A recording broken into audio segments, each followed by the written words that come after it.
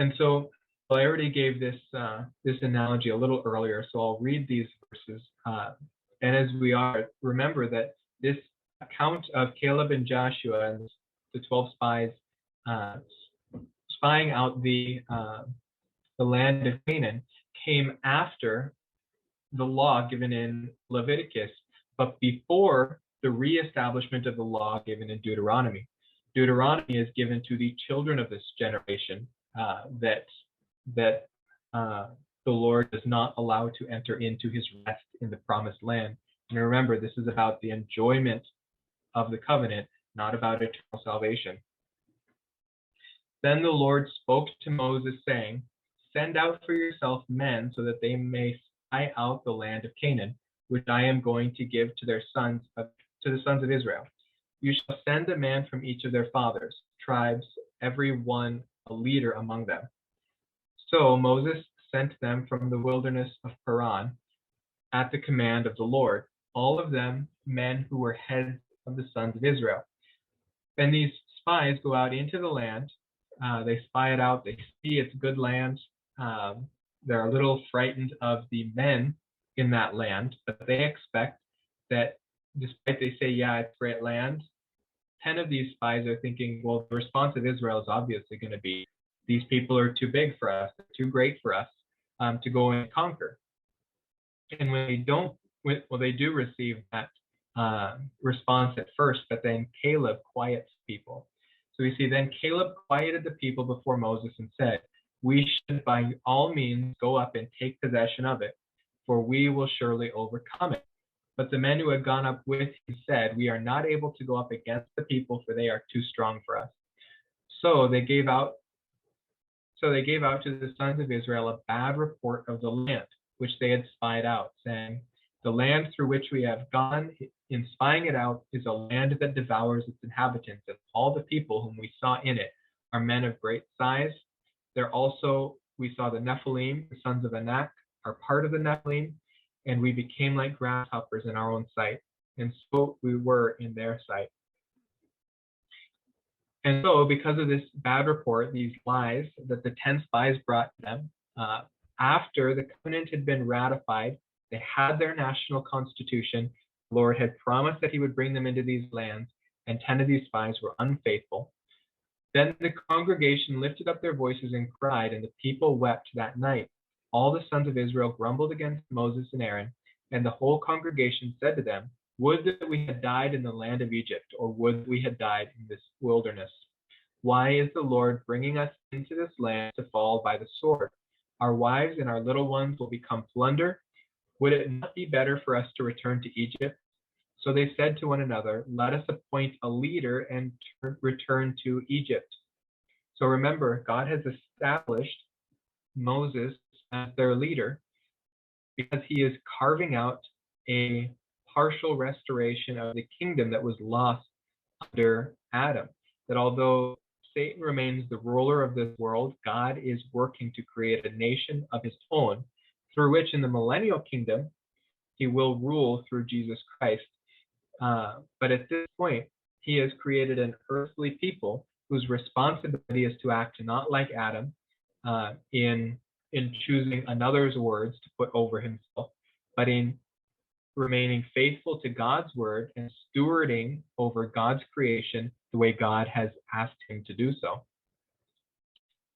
So we see what happens next. "And then they," that's Joshua and Caleb, "spoke to all the congregation of the sons of Israel, saying, 'The land which we passed through to spy out is an exceedingly good land. If the Lord is pleased with us, then he will bring us into this land and give it to us, a land which flows with milk and honey.'" So we see this extreme juxtaposition between Joshua and Caleb, their faithfulness and their trust in God, and the 10 spies who are unfaithful and untrusting towards God. "Only do not rebel against the Lord, and do not fear the people of the land, for they will be our prey. Their protection has been removed from them, and the Lord is with us. Do not fear them." So Joshua and Caleb also do not deny the fact that these are powerful men. They don't perhaps adhere to the lies that the spies gave about the men, but they recognize that the men are powerful, but the Lord is more powerful. But all the congregation sent to stone them with stones. Then the glory of the Lord appeared in the tent of meeting to all the sons of Israel. So what happens there? Do we continue? Yeah, we do continue to next. Then the Lord said to Moses, how long will this people spurn me, and how long will they not believe in me, despite all the signs which I have performed in their midst?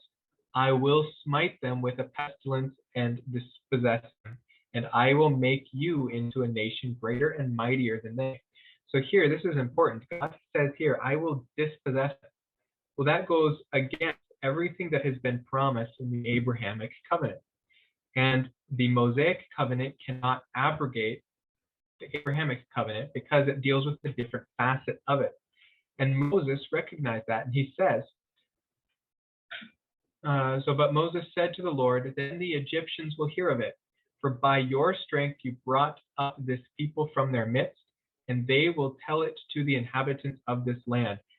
They have heard that you, O Lord, are in the midst of this people, for you, O Lord, are seen eye to eye. While your cloud stands over them, and you go before them in a pillar of cloud by day and in a pillar of fire by night. Now, if you slay this people as one man, then the nations who have heard of your fame will say, because the Lord could not bring this people into the land which he promised them by oath, therefore he slaughtered them in the wilderness. Now we could say the same thing. If we decide that God has casted off the nation of Israel, we must admit that God failed in this nation, and God did not fail with the nation of Israel, though success has not yet been seen. The nation of Israel is promised national inheritances, and they must receive them, and they must receive them on this earth in order for God to be faithful and victorious in this earth. That these words of Moses ought to ring as true for us when we interact with the Old Testament. So Moses continues in his intercession for the people. And notice how he's focused more on God's glory here than he is on the people of Israel.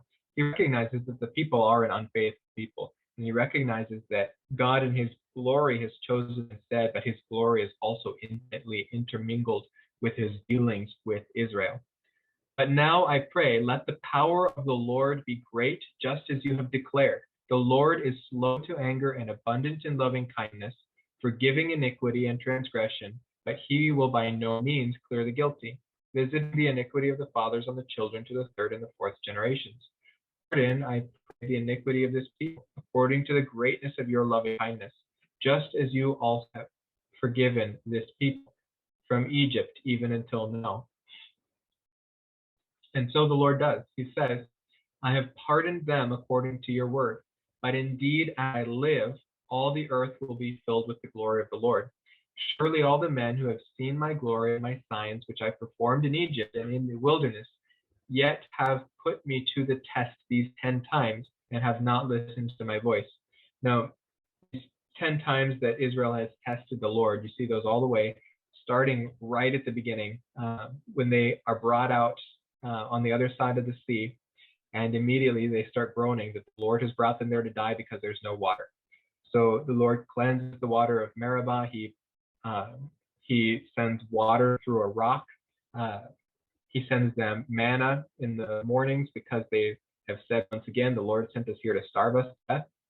Then they complain that all the Lord has given them is bread. So God sends a plague of quail so that the quail pull up to an absurd height and start to rot before Israel is even able to eat them. So we see that Israel continues to test the Lord's patience. And here the Lord enumerates that it was 10 times that they've tested him. And he's fed up at this point. He says, basically to his theocratic administrator here, he says, these people are really pushing it. And he says it in a very extreme way that he would even be considering breaking covenant with Abraham.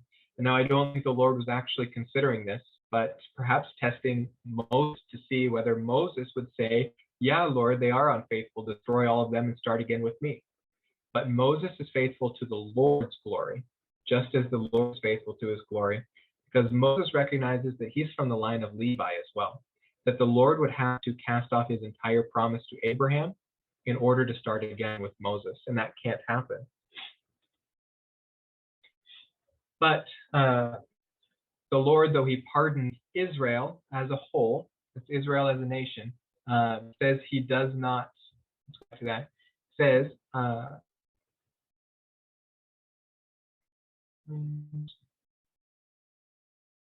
here, he says,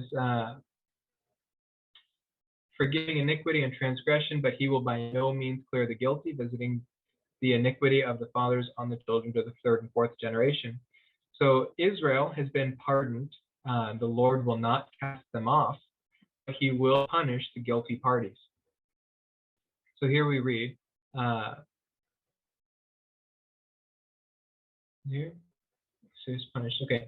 So the Lord said, I have pardoned them according to your word, but indeed, as I live, all the earth will be filled with the glory of the Lord. Surely all the men who have seen my glory and my signs, which I performed in Egypt and in the wilderness, yet have put me to the test these 10 times, have not listened to my voice. They shall by no means see the land which I swore to their fathers, nor shall any of those who spurned me see it. So God has said, those who have been unfaithful these 10 times, for them, that's it. Their eternal life isn't in question here again, but their ability to enter into the rest of God on this earth, their enjoyment of the promises that God has given them through this covenant are over.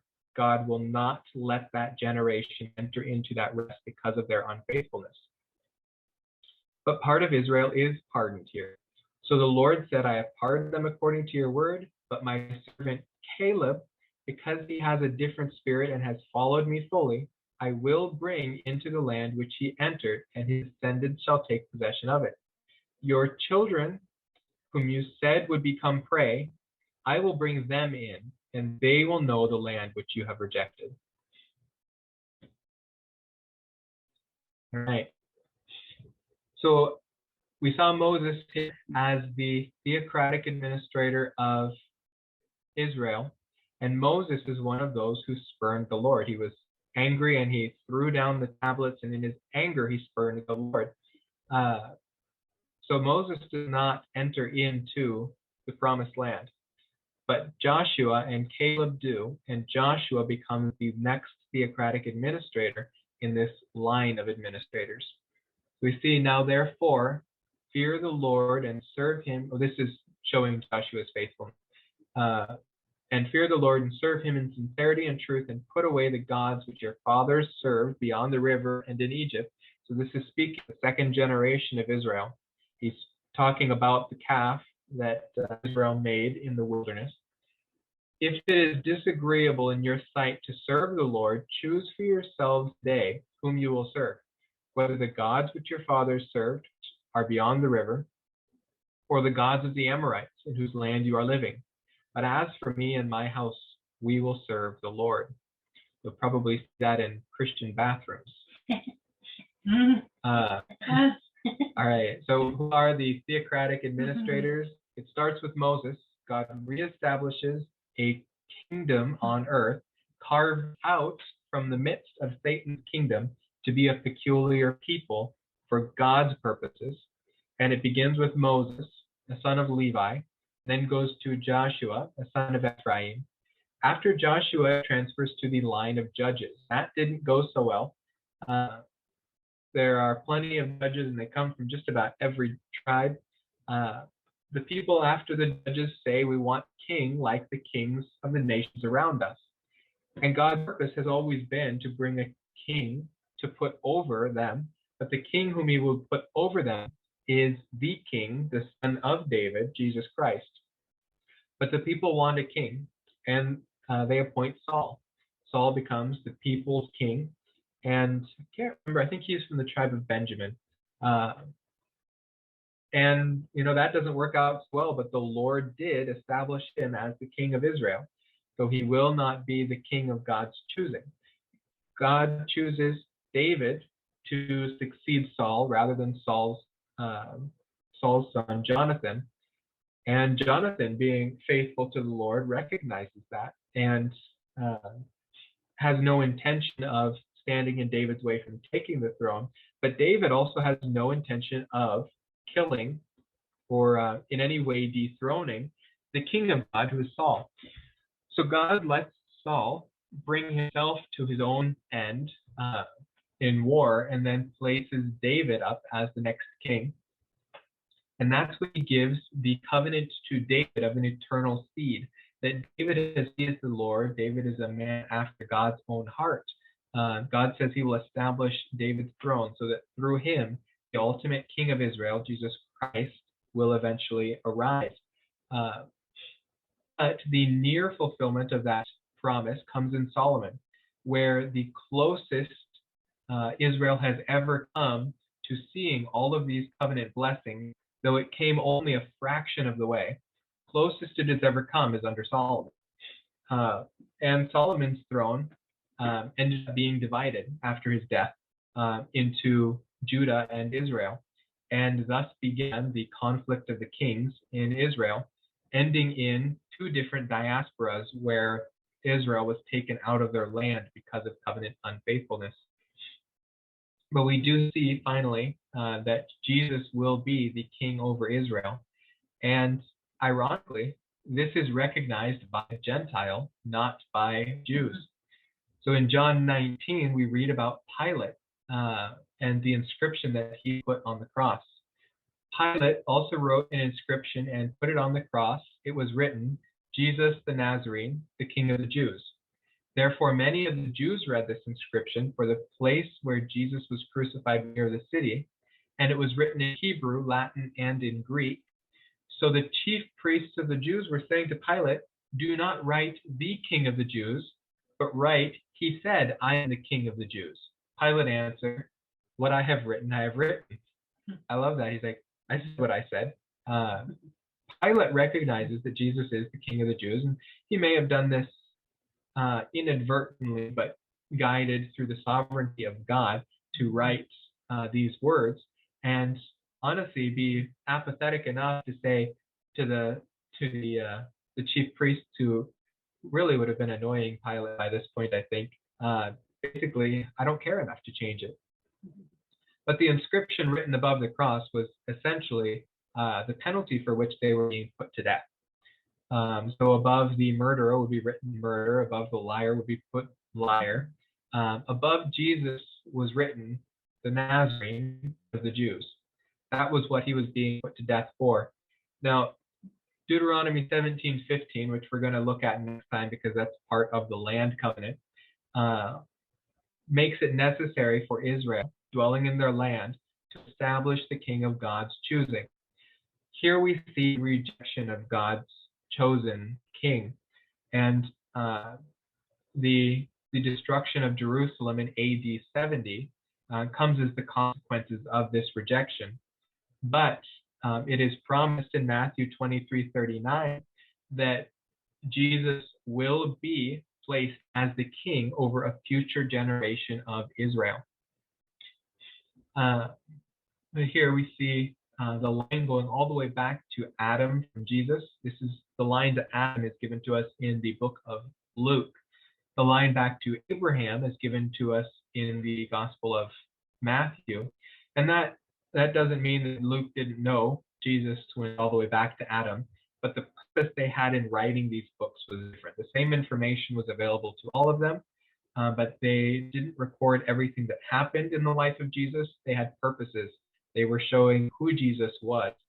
And Matthew's purpose was to show Jesus as King of the Jews, the promised seed of Abraham, whereas Luke's purpose was to show that he is a kinsman redeemer, a man from the line of Adam, from the line of Seth, from the line of Shem. So it was important for him to write the pre-patriarchal lineage of Jesus Christ as well. Now, interestingly enough, Mark doesn't have any tracing of the seed, but that's probably because Mark was a gospel written and designed to be given to the Romans, to whom Jesus Christ's lineage would first of all mean nothing, but also It was written to them to show Jesus Christ the servant leader. And the servant has no lineage, but rather serves a man of lineage. So Jesus Christ, we see that although he is God, he serves, he leads by serving. And that takes on a distinct non-Jewish characteristic. Luke was also given to non-Jews, but it does include a genealogy because it had a different purpose, and its different purpose was to show that Jesus was a man, as John was given to show that Jesus is God. But Jesus' lineage, a divine lineage, was also given in the Gospel of John, relating Jesus Christ not back to Adam, but back to God himself through Adam, so that Jesus was God. So what was the purpose of the law? Romans 10 tells us very explicitly, brethren, my heart's desire and my prayer to God for them is for their salvation. Speaking of the Jews here, Paul, who is a Christian but also a Jew, says he desires their salvation. They are not eternally saved here. For I testify about them that they have a zeal for God, but not in accordance with knowledge. So that we see the Pharisees, who kept the law in many places, again, not in all places, but they found loopholes. It was not their covenant faithfulness that was the problem, but it was their attitude towards God, whether or not they had accepted the content of faith that was required for their salvation. For not knowing about God's righteousness and seeking to establish their own, they did not subject themselves to the righteousness of God. For Christ is the end of the law for righteousness to everyone who believes. And this end of the law, by some, has been taken to say that this is the conclusion. The law is completely wrapped up. It's completely done. And while that's true by large portion, that's not exactly what's being said here. And I think it's important that we be as exact as we can when dealing with the law, which is so constantly confused. So what the end here means is it says this is the goal of the law, that the law is pointing towards Christ. Now, when a goal is reached, it's no longer necessary to keep reaching for that goal. So on that basis, yes, the law is completed, and it is completed in Christ, so that we as the church have the law of Christ, but not the law of Moses. But that does not mean that this law of Moses is completely done away with. In fact, in the millennial kingdom, the sacrificial system, the law of Moses, will be established, but it will be established in the perfect manner of the new covenant under Jesus Christ.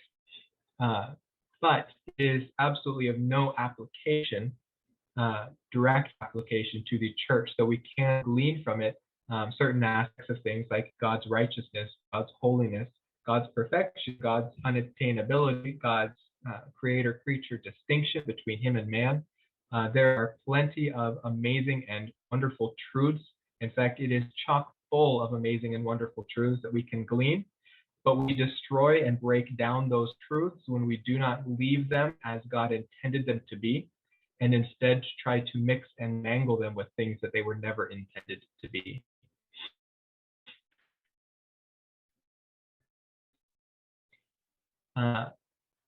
So Paul continues because of their covenant disobedience. And the answer is presenting absolutely not. So he said, I say then, they did not stumble so as to fall, did they? May it never be. But by their transgression, salvation has come to the Gentiles to make them jealous. Now, if the transgression is riches for the world, and their failure is riches for the Gentiles, how much more will their fulfillment be? For I do not want you, brethren, to be uninformed of this mystery, so that you will not be wise in your own estimation, that a partial hardening has happened to Israel until the fullness of the Gentiles has come in. Now, we've talked about this term, the fullness of the Gentiles, and that goes back to Nebuchadnezzar in Babylon, where the time of Gentiles began, and the time of the Gentiles concludes during the tribulation. So we see that until the end of the tribulation, this partial hardening of the Jewish heart has happened. Now, we read earlier in 2 Corinthians 4, verse 4, that Satan blinds the hearts of unbelievers from recognizing the gospel. But here we see that God is the one who has partially hardened the hearts of Israel. And that does have to do with their covenant disobedience, but it is so that they do not come into a complete disobedience so that God might cast them off completely, but rather to each subsequent generation, this offer continues throughout the generations to be given to them, that if they are to accept the king of God's choosing as their king, God over them, that Jesus Christ will come again to rule over them as a nation. So we see the deliverer will come from Zion. He will remove ungodliness from Jacob. This is my covenant with them when I take away their sins. And in Ezekiel 11, we see that this restoration, though we know from other parables, like or from other prophecies, like dry bones prophecy, that's in Ezekiel 37 through 39. That section shows us that they will be reestablished not in faith, but then they will come to faith after their reestablishment, so that we can see we are right there in the prophetic timeline where Israel has been restored as a nation in part, not even fully yet. They've been restored as a nation, but they are not a nation in faith. And that will not happen until the end of the tribulation. And that is the purpose of the tribulation, to turn their face back towards God, to recognize the king whom God sent them to rule over them, and to call him back. It says, blessed is he who comes in the name of the Lord. That will be the call of the Jews at the end of the tribulation, to call Jesus Christ back instead of the Antichrist to rule over them. But in Ezekiel 11, we're told of this end times restoration to faith. It says, therefore say, thus says the Lord God, I will gather you from the peoples and assemble you out of the countries among which you have been scattered, and I will give you the land of Israel. When they come there, they will remove all its detestable things and all its abominations from it. And I will give them one heart and put a new spirit within them. This is new covenant language. And I will take the heart of stone out of their flesh and give them a heart of flesh, that they may walk in my statutes and keep my ordinances and do them. Then they will be my people, and I shall be their God. So here's something I made for us about 8 months ago, and I finally get to show it to you.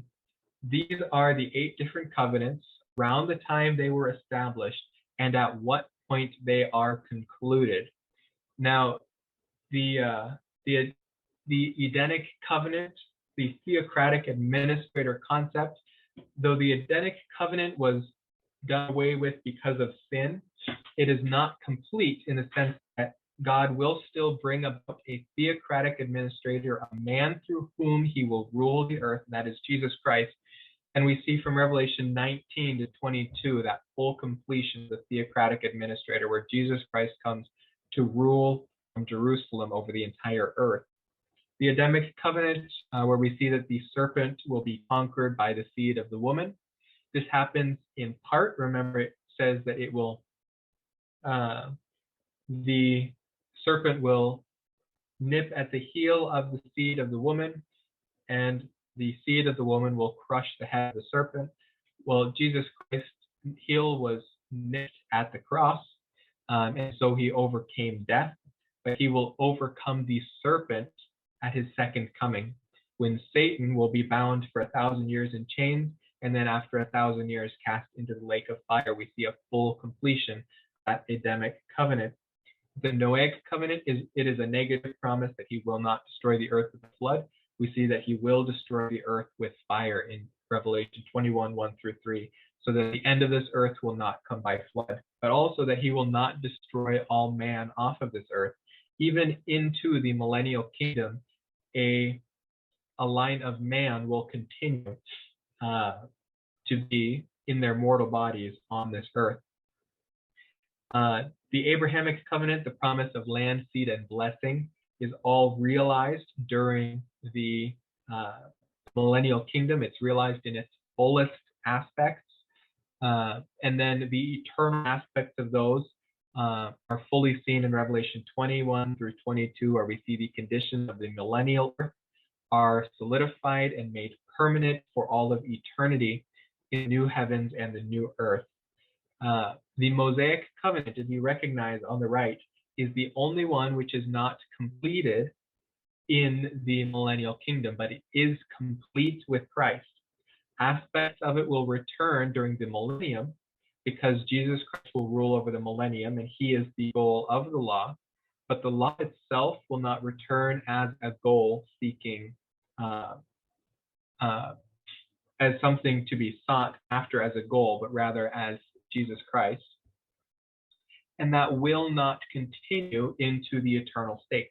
The law will be completely done away with. Its ordinances, its sacrificial system that will be present during the millennium will not be present during the eternal state.